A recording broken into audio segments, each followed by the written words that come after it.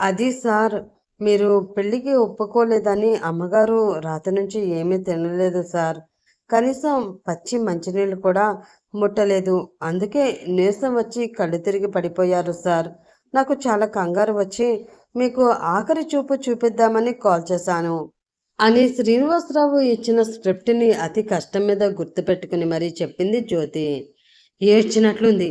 Mummy పడిపోతే నువ్వు call చేయవలసింది డాక్టర్కి, నాకు కాదు. అయినా ఆఖరి చూపేంటి ఆఖరి చూపు నీ మొహం. మా మమ్మీకి ఏమీ కాదు అన్నాడు నందన్. అయ్యో బాబు, డాక్టర్ వస్తే 2 ఇంజక్షన్లు చేసి ఒక సెలైన్ పెట్టి అమ్మగారిని ఈ రోజుకి అయితే బ్రతికిస్తాడేమో. కానీ అమ్మగారి చేత నిరాహార దీక్ష మాన్పించలేరు కదా. ఈ రోజు కాకపోతే రేపు. మీరు పెళ్ళికి ఒప్పుకోలేదు అన్న బెంగతో అమ్మగారు పోవడం గ్యారంటీ అని అంది జ్యోతి. అబ్బా, చూడమ్మా జో, చాలా కోపాన్ని కంట్రోల్ చేసుకుని మాట్లాడుతున్నాను. నువ్వు ఈ కాల్ కట్ చేసే వెంటనే డాక్టర్కి కాల్ చేయకపోతే నేను అక్కడికి వచ్చి మమ్మీ కంటే ముందు నీ చావుకి ముహూర్తం పెట్టేస్తాను, జాగ్రత్త అని తన స్టైల్లో వార్నింగ్ ఇచ్చాడు నందన్. బాబుగారు, దయచేసి మీరంత వైలెంట్ డెసిషన్ తీసుకోకండి. నేను ఇప్పుడే డాక్టర్కి ఫోన్ చేస్తాను కదా అని వెంటనే కాల్ కట్ చేసింది జ్యోతి. ఆమె యాక్షన్ చూసి చప్పట్లు కొడుతూ, సూపర్ జో, సూపర్. నువ్వు ఈ రేంజ్లో యాక్టింగ్ ఎరగదీస్తావు అని నేను అస్సలు అనుకోలేదు.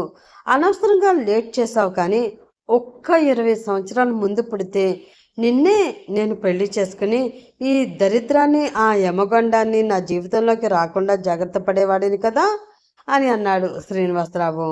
ఆ మాటకి సిగ్గుపడుతూ, లేట్ అయితే ఏమైంది బాబుగారు, నాకు ఇప్పుడైనా ఓకేనే అని అంది జ్యోతి. హబా, లాభం లేదు జో. బండి షెడ్డుకి వచ్చేసాక ఎంత పెట్రోల్ పోసినా ఉపయోగం ఉండదు, వృధా పోవడమే. కానీ పోయి మంచి కాఫీ కలిపి తీసుకురా చెప్తాను అని అన్నాడు శ్రీనివాసరావు. ఆ మాటకి అలిగినట్లు మూతి 3 వంకర్లు తిప్పి, అలాగే సార్ అని అక్కడి నుంచి వెళ్ళిపోయింది జ్యోతి. ఫోన్లో మాటలు విని, ఏంటి నందన్, పెళ్ళేంట్రా, నువ్వు పెళ్లి చేసుకుంటున్నావా ఆశ్చర్యంగా అడిగాడు ఈశ్వర్. లేదురా, ఇదిగో వీడి బాబు మాటలు పట్టుకుని బలవంతంగా నాకు పెళ్లి చేయాలని చూస్తున్నాడు మా బాబు. కార్తికేయ వైపు కోపంగా చూస్తూ అసహనంగా అన్నాడు నందన్. ఆ మాటకి కార్తికేయని చూసి, ఏంటి కార్తీ ఇది, వాడు పెళ్లి చేయాలి అని మీ నాన్నగారు చూడడం ఏంటి అయోమయంగా అడిగాడు ఈశ్వర్. తప్పదురా, అది వాడి తలరాత. ఇప్పుడు ఈ పెళ్లి చేసుకోకపోతే ఆ తర్వాత జరిగే ఘోరాలకి ఎవరిని బాధ్యులం చేయలేము అన్నాడు కార్తికేయ. అదిగో చూసావా, వీడు కూడా వాళ్ళ నాన్నలాగే మాట్లాడుతున్నాడు. వీడి మూఢనమ్మకాలు, అంధవిశ్వాసాలు నమ్మడానికి మా డాడీ పిచ్చివాడు కావచ్చు, కానీ నేను కాదు. ఈ పిచ్చి మాటలన్నీ నమ్మి నేను నా జీవితాన్ని బలి పెట్టలేను అని అన్నాడు నందన్. ఆ మాటకి చిన్నగా నవ్వాడు కార్తికేయ. ఆ నవ్వులో ఏదో అర్థాన్ని గ్రహించిన ఈశ్వర్, అలా కొట్టి పడేయకు నందన్. అంకుల్ గురించి నీకు కూడా బాగా తెలుసు కదా. ఆయన ఊరికే ఏమీ చెప్పరు, కానీ ఒక్క మాట చెప్పారు అంటే అది తప్పకుండా జరిగి తీరుతుంది అని అన్నాడు ఈశ్వర్. ఆ విషయం తనకి తెలిసి ఉండడంతో మౌనంగా ఉండిపోయాడు నందన్. అతన్ని చూస్తూ, చూడు నందన్, నువ్వు జాతకాలు నమ్మినా నమ్మకపోయినా నీ పెళ్ళి ఆమెతో జరగకపోతే మీ కుటుంబంలో ఒకరిని కోల్పోవడం తథ్యం. దానిని ఎవరూ మార్చలేరు, ఒక్క నువ్వు తప్ప. కాబట్టి నువ్వు ఏం చేసినా బాగా ఆలోచించి చెయ్యి. నేను నిర్ణయాన్ని కాదు అని అడుగు ముందుకు వేసే ధైర్యం ఎవ్వరూ చేయలేరు అని అక్కడి నుంచి వెళ్ళిపోయాడు కార్తికేయ. దాంతో ఆలోచనలో పడ్డాడు నందన్. కార్తీ చెప్పింది నిజంరా, నువ్వు ఏం చేసినా బాగా ఆలోచించి, ఇంకా చెప్పాలి అంటే ఒక రాజు ఆలోచించినట్లు అందరి వైపు నుండి ఆలోచించి చెయ్యి. అప్పుడే అందరికీ మేలు జరుగుతుంది అని అన్నాడు ఈశ్వర్. ఆ మాటతో, రాజు అందరి వైపు నుండి ఆలోచిస్తాడ్రా, ఒక్క తన వైపు నుండి తప్ప. అందుకే అందరికీ మేలు జరుగుతుంది. కానీ ఆ మేలు పొందిన వారిలో ఆ రాజు మాత్రం ఉండడు అని మనసులో అనుకుని అక్కడి నుంచి భారంగా అడుగులు వేస్తూ బయటికి నడిచాడు నందన్. రోడ్డుపై పడిపోయిన దివిజ కళ్ళు తెరిచి చూసేసరికి ఆమె కళ్ళ ముందు సీలింగ్ కనిపించింది. ఆ సీలింగ్ తన రూమ్లో సీలింగ్లా ఉండడంతో ఒక్కసారిగా టెన్షన్ పడి లేచి బెడ్పై కూర్చుంది ఆమె. అక్కడే కూర్చుని యాపిల్ కట్ చేస్తున్న శివజ ఆమె లేవడం చూసి, కంగారు పడకు, ఇది నీ రూమ్నే అని అంది ఆమె. కంచు కంఠంలో మోగిన ఆమె గొంతు విని, వామ్మో! అక్క ఇక్కడే ఉందా? ఇప్పుడు అక్కడికి ఎందుకు వెళ్ళావు? ఎందుకు ఎండలో నిలబడ్డావు? ఎలా కళ్ళు తిరిగి పడిపోయావు? అంటూ క్రాస్ ఎగ్జామినేషన్ స్టార్ట్ చేసేస్తుంది. ఇప్పుడు అక్కకి ఏం సమాధానం చెప్పాలి అని అనుకుంటూ టెన్షన్ పడుతున్న ఆమెను చూసి, నువ్వు మరీ అంత టెన్షన్ పడకు. నిన్ను ఏమి నేను అడగాలి అని అనుకోవడం లేదు. నీకు చెప్పాలి అనిపించినప్పుడే చెప్పు అని ఆ గది నుండి బయటికి వెళ్ళిపోతుంది శివజ. అది చూసి ఐఎమ్ వెరీ సారీ అక్క అని తల వంచుకుని గిల్టీగా చెప్పింది దివిజ. ఆమె తల వంచడం చూసి, చూడు దివి, మనం ఎప్పుడూ తల వంచుకుని సారీ చెప్పే పరిస్థితి తెచ్చుకోకూడదు. ఒకవేళ ఆ పరిస్థితి మనకి వచ్చింది అంటే మనం తప్పు చేశాం అని అర్థం. నా చెల్లెలు ఎప్పుడు తప్పు చేయొద్దు అని నా నమ్మకం. ఆ నమ్మకాన్ని నిలబెట్టుకోవడం నీ బాధ్యత అని అంది శివజ. ఆ మాటకి బాధగా మూలిగింది దివిజ మనసు. ఆమె ఫీల్ అవుతుంది అని అర్థం చేసుకుని, శాంతితో జ్యూస్ పంపిస్తాను, అది తాగి రెస్ట్ తీసుకో అని అక్కడి నుంచి బయటికి వెళ్ళిపోయింది శివజ. ఆమె వెళ్ళిపోవడంతో అప్పటి వరకు బంధించిన తన కన్నీళ్ళకి స్వేచ్ఛని ఇచ్చింది దివిజ. ఆమెకి పదే పదే కార్తికేయ అన్న మాట గుర్తు వస్తూ ఉంటే ఆమె గుండెల్లో ఏదో తెలియని బాధ కలుగుతుంది. ఎంత వద్దు అని అనుకుంటున్నా అతని ఆలోచనలే వస్తూ ఉండడంతో, వద్దు కార్తీ, ఇంకా నా జీవితంలో నువ్వు వద్దు. ఇన్ని రోజులు నువ్వు ఎంత తిట్టినా చేదరించుకున్నా నా కార్తీనే కదా అనుకుని లైట్ తీసుకునేదాన్ని. కానీ ఈరోజు నువ్వు అన్న మాటతో నా స్థానాన్ని నాకు తెలియచేస్తుంది.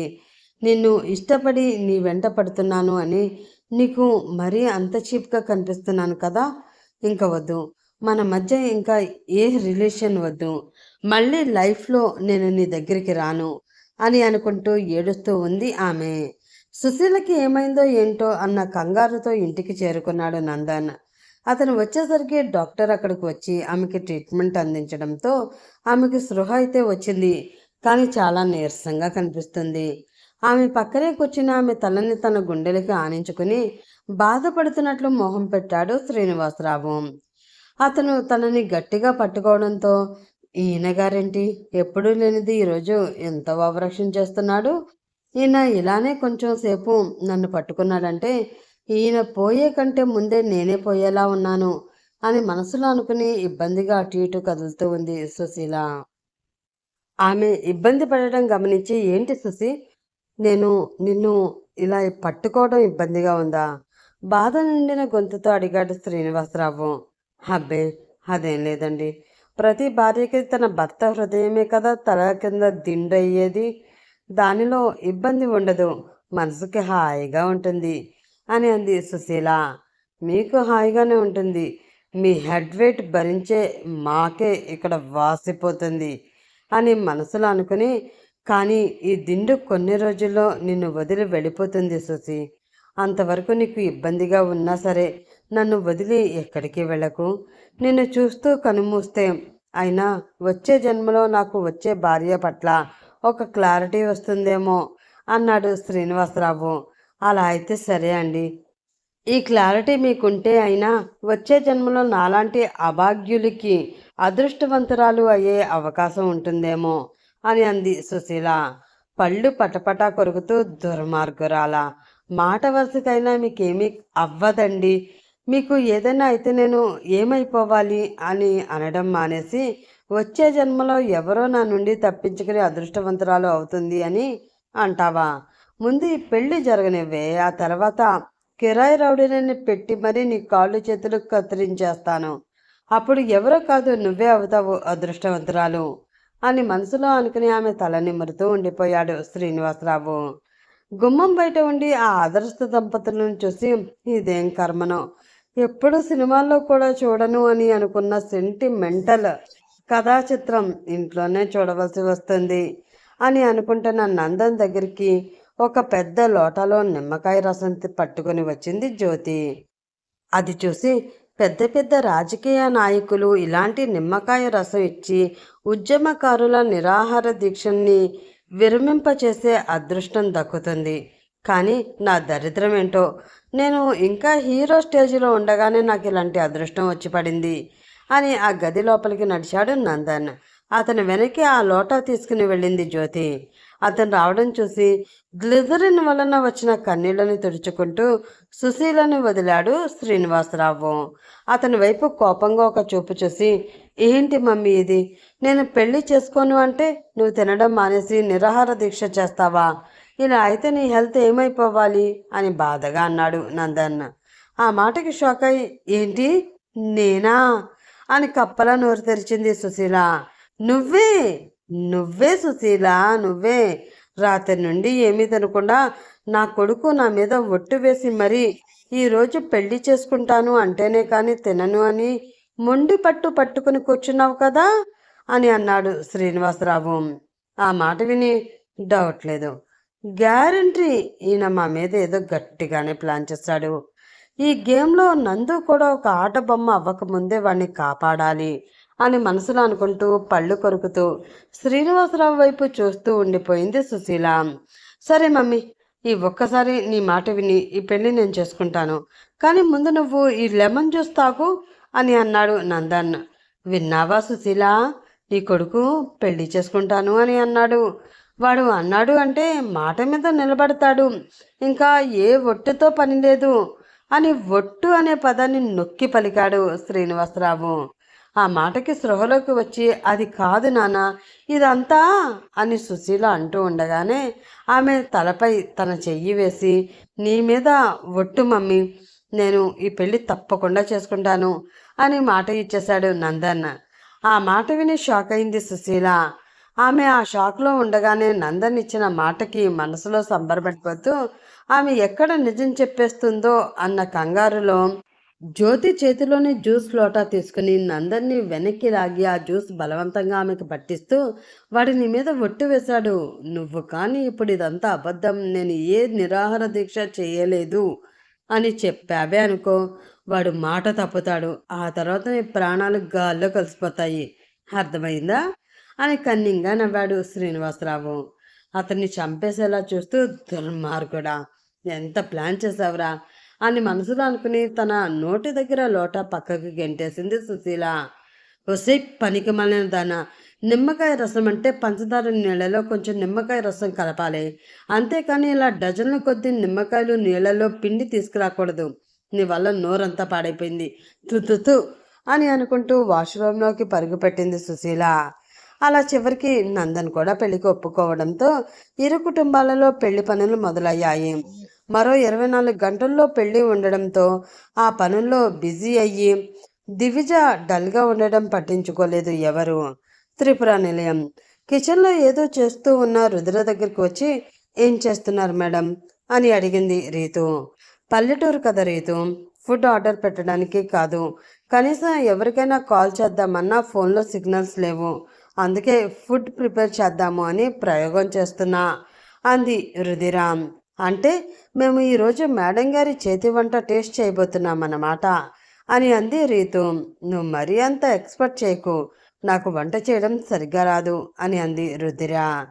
మీరు ఎలా చేసినా పర్వాలేదు మేడం, మీ చేతి వంట రుచి చూసాం అన్న ఫీలింగ్ మాకు చాలు, ఇంకా ఆ వంట ఎలా ఉన్నా లొట్టలు వేసుకుంటూ మరీ తినేస్తాం అని అంది రీతు.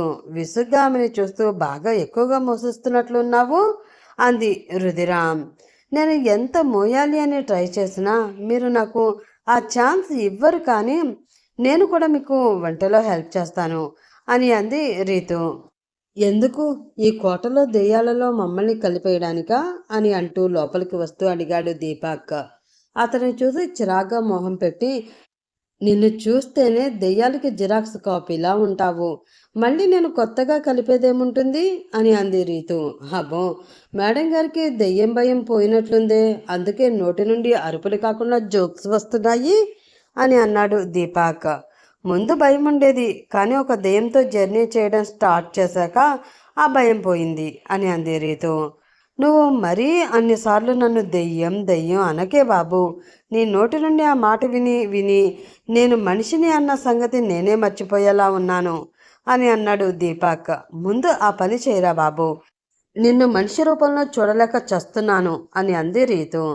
నాకు మాత్రం నిన్ను మనిషిలో చూడాలని ఉంది, ఒక్కసారి ఈ దెయ్యం వేషం తీసేసి మనిషిలా కనిపించవే అని దీనంగా అడిగాడు దీపక్.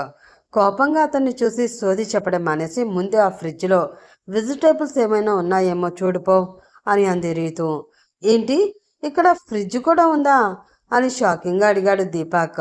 హా, పాపం అంకుల్ ఇక్కడ ఫ్యామిలీతో సెటిల్ అయిపోదామని ఫర్నిచర్తో సహా దిగిపోయారు కదా అని రీతు అంటూ ఉండగానే ఫ్రిడ్జ్ డోర్ తీసి చూసి ఆ అని గట్టిగా అరిచి కరెంట్ షాక్ కొట్టినట్లు ఫ్రీజ్ అయిపోయాడు దీపక్.